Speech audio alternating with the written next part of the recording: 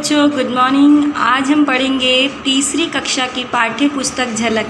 तो सभी बच्चे तीसरी कक्षा की पाठ्य पुस्तक झलक निकालें और इसका पाठ पार्ट 4 निकालें। कौन सा? पार्ट 4, जिसका नाम है एंडोक्लीज और शेर। क्या? एंडोक्लीज और शेर। मैं पढ़ना शुरू करती हूँ, सभी बच्चे ध्यान देंगे। जीव जंतुओं के प्रति प्रेम की भावना होनी चाहिए। जीव जंतु भी प्रेम के भूखे होते हैं। हमारे प्रेमपूर्ण व्यवहार को वे सदा याद रखते हैं। ये चैप्टर आपको इस अध्याय के माध्यम से आप सभी बच्चों को ये बताया जाएगा कि इंसानों के अलावा जीव जंतुओं में भी प्रेम की भावना होती है। जीव जंतु भी प्रेम के भूखे होते हैं। अगर हम जीव जंतुओं से प्रेम करें तो वो अपने प्रेमपूर्ण व्यवहार को कभी नहीं भूलते हैं, वो सदा याद रखते हैं और वो हमारी सहायता हमेशा करते हैं। तो आइए चलिए मैं शुरू करती हूँ पढ़ना। सही बच्चे ध्यान से सुनेंगे और ध्यान से देखेंगे। पुराने समय में रोम में गुलामी की प्रथा थी। वहाँ बाज़ार में गुलामों को खरीदा बेचा जाता था। गुलाम लोगों के घर में काम करते थे। यानी पुराने समय में रोम में एक प्रथा थी जिसका नाम था गुलामी प्रथा। तो वहाँ पर जो एक गुलामी प्रथा थी, तो वहाँ पर लोगों को गुलाम बनाकर लोगों को ख़रीदा जाता था और बेचा जाता था। लोगों को गुलाम बनाकर जो घर का काम करते थे। क्या? घर का काम करते थे। मालिक गुलामों के साथ बुरा व्यवहार करते थे। बात पर मारते पीटते थे। गुलाम मालिक का घर छोड़कर नहीं जा सकता था। यदि कोई गुलाम भागने की कोशिश करता तो मौत की सज़ा दी जाती थी। यानी पुराने समय में रोम एक शहर का नाम है जहाँ पर पहले एक गुलामी की प्रथा थी। जो इंसानों को गुलाम बना कर रखते थे और उन्हें बेचते थे, ख़रीदते थे ऊंची दामों पर, ताकि वो गुलाम उनके घरों का काम कर सके और उन गुलामों के ऊपर मालिक बहुत बुरा व्यवहार करते थे, उन पर जुल्म करते थे, उन्हें बात पर मारते थे, पीटते थे और उन्हें खूब सताते थे। और इन्हीं में एक नियम ये भी था कि कोई भी गुलाम मालिक से सताए हुए कोई भी भाग नहीं सकता था। अगर कोई भागने की कोशिश करता या अगर भाग जाता तो उसे कहीं से भी ढूंढ कर उसे मौत की सज़ा सुना दी जाती थी। क्या? उसे मौत की सज़ा सुना दी जाती थी। एक दिन आइए चलिए सही बच्चे, अब मैं आगे पढ़ती हूँ। इतना तो आपको समझ में आ गया होगा।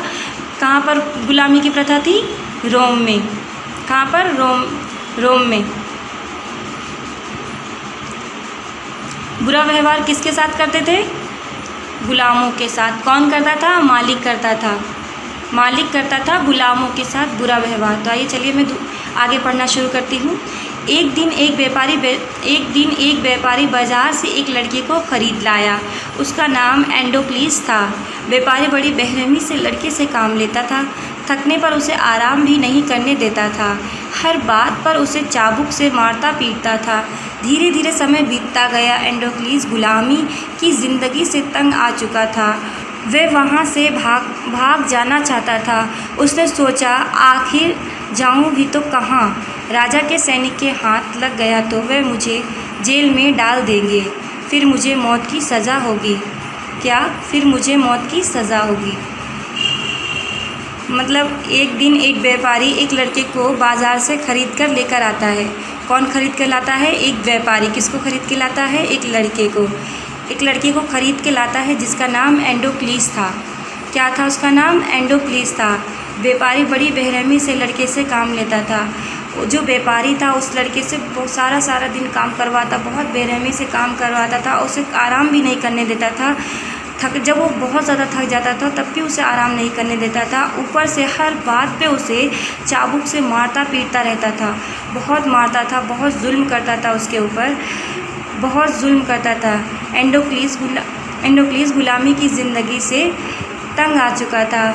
एंडोक्लीज जो था वो गुलामी की ज़िंदगी से तंग आ चुका था, क्योंकि उसके ऊपर दिन पर दिन जुल्म बढ़ते जा रहे थे। उसे गुलामी की ये ज़िंदगी बिल्कुल पसंद नहीं आ रही थी। बिल्कुल वो तंग आ चुका था। वह वहाँ से भागना चाहता था। क्या? वह वहाँ से भागना चाहता था। उसने सोचा, कौन भागना चाहता था? एंडोक्लीस।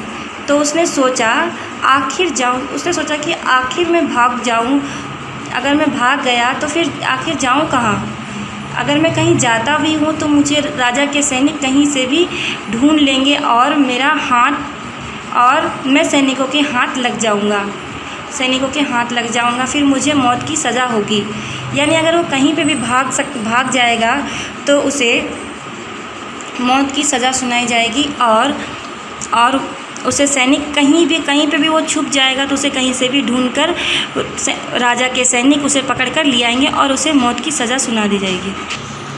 तो आप सभी बच्चे समझ गए होंगे एंडोक्लीस कौन था और उसे कहाँ से लाया गया था और वो किस चीज़ से परेशान हो गया था। तो चलिए आइए आगे पढ़ते हैं, तो देखते हैं आगे क्या होता है। एक अंधेरी रात को वह मालिक के घर से भाग गया। भागते भागते घने जंगल में जा पहुंचा। वहां जंगली जानवरों की भयानक आवाज़ें आ रही थी, पर एंडोक्लीस डरा नहीं। वह जंगल में लगातार चलता रहा। चलते चलते वह थक चुका था। उसने थोड़ी देर विश्राम करने की सोची। सामने ही एक गुफा थी। वहाँ गुफा में गया और लेट गया। उसे गहरी नींद आ गई। गुलामी की ज़िंदगी से एंडोक्लीस तंग आकर एक दिन अंधेरी रात में, यानी जब रात हो गई थी, आधी रात हो गई थी, तो वह मालिक के घर से भाग गया था। भागते भागते वह एक जंगल जा पहुंचा। वह जंगल जंगली जानवरों से भरी हुई थी। उस जंगल में जंगली जानवरों की भयानक आवाज़ आ रही थी, पर एंडोक्लीस उन जानवरों से जंगल में नहीं डरा और लगातार चलता रहा। चलते चलते वह थक चुका था। थकने के बाद उसने सोचा कि मैं थोड़ा विश्राम कर लूँ, थोड़ा आराम कर लूँ, और वह सामने ही एक गुफ़ा में, जैसे उसने सोचा कि मैं आराम कर लूँ तो उसके सामने एक गुफ़ा थी। तो वह गुफ़ा में आ गया और लेट गया। उसे उस गुफ़ा में गहरी नींद आ गई। सवेरे आँख खुलने पर उसने देखा कि गुफ़ा के दरवाजे पर एक शेर कर्रा रहा है। वह बार बार पंजा उठाकर झटकता था। वह डरकर गुफ़ा के कोने में छिप गया। फिर उसने साहस बटोरा और धीरे धीरे शेर के पास पहुंचा। शेर के पंजे में एक बड़ा कांटा लगा हुआ था। उससे खून बह रहा था। एंडोक्लीस ने शेर के पंजे से कांटा निकाल दिया, फिर अपना कपड़ा फाड़कर पट्टी बांधी। थोड़ी ही देर में शेर को आराम मिल गया। वह एंडोक्लीस के पास ही लेट गया। यानी कि जब वह लड़का एंडोक्लीस उस गुफ़ा में आराम कर रहा होता है, तो जब सवेरा होता है और उसकी आँख खुलती है तो वह देखता है कि दरवाज़े पर एक शेर बहुत ज़ोर से कर्रा रहा है, यानी रो रहा है। वह बार बार अपने पंजों को उठाकर झटकता, यानी बार बार अपने पंजों को झटकता। वह एंडोक्लीस डर गया। डरकर गुफ़ा के कोने में छिप गया। उसने साहस बटोरा, यानी उसने साहस जुटाया और धीरे धीरे शेर के पास पहुंचा। एंडोक्लीस ने हिम्मत दिखाई और धीरे धीरे उस शेर के पास पहुंचा। शेर के पंजे में एक बहुत बड़ा कांटा लगा हुआ था, जिससे खून बह रहा था। एंडोक्लीस ने शेर के पंजे से कांटा निकाल दिया। फिर अपना कपड़ा फाड़कर उसकी पट्टी बांध दी। थोड़ी ही देर में शेर को आराम मिल गया। वह एंडोक्लीस के पास ही लेट गया। जब शेर को आराम हुआ थोड़ी देर के बाद, तो फिर वह एंडोक्लीस के पास ही वह शेर लेट गया। तो आइए आगे बढ़ते हैं। एंडोक्लीस और शेर दोस्त बन गए। अब दोनों मिलकर शिकार करते और गुफा में एक साथ आराम से रहते। कुछ दिन बाद एंडोक्लीस को राजा के सिपाहियों ने पकड़ लिया और जेल में डाल दिया। राजा ने उसे मौत की सज़ा सुनाई।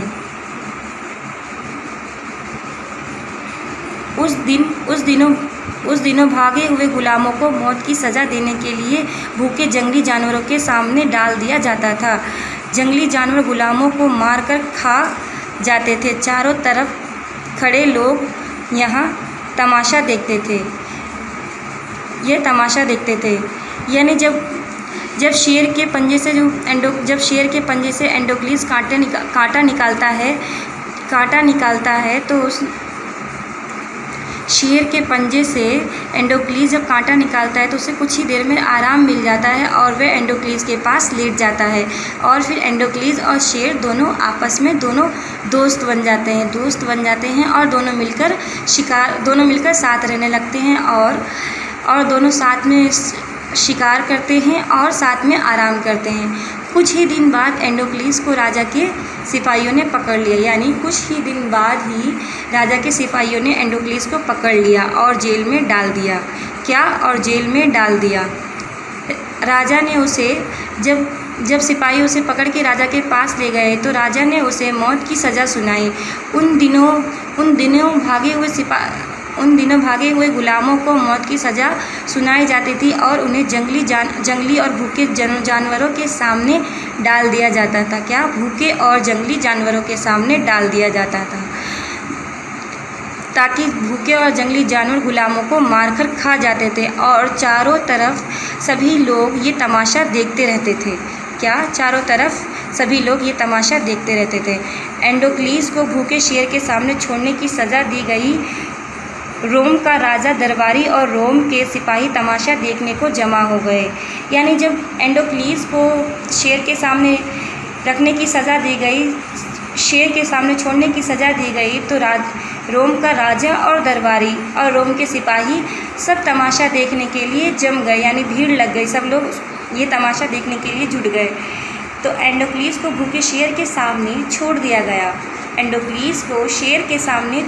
गया।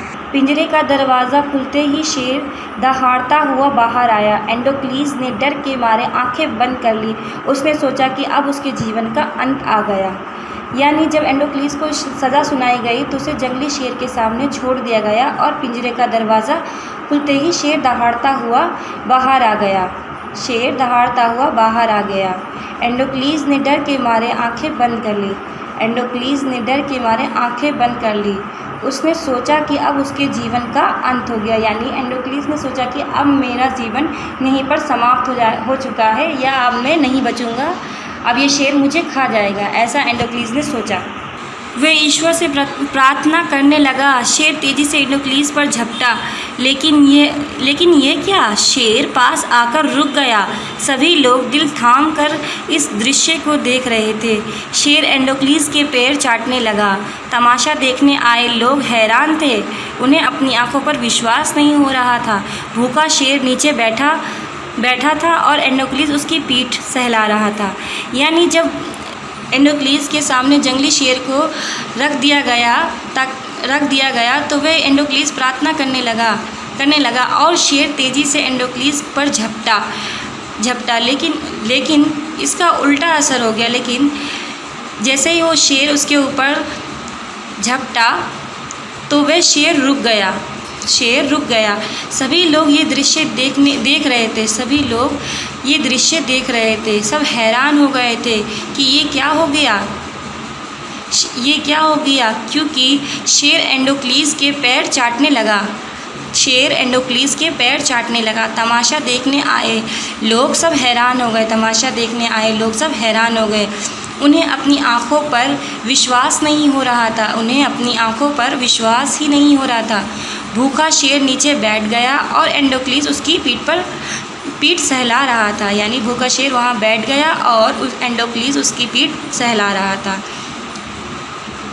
राजा भी हैरान था। उसने एंडोक्लीस को अपने पास बुलाया। राजा के पूछने पर एंडोक्लीस ने पूरी कहानी सुनाई। जानवर और इंसान की दोस्ती को देखकर राजा की आंखें खुल गई। उसने एंडोक्लीस को मुक्त कर दिया और लोगों से कहा कि जानवर भी अपने उपकारी को नहीं भूलते।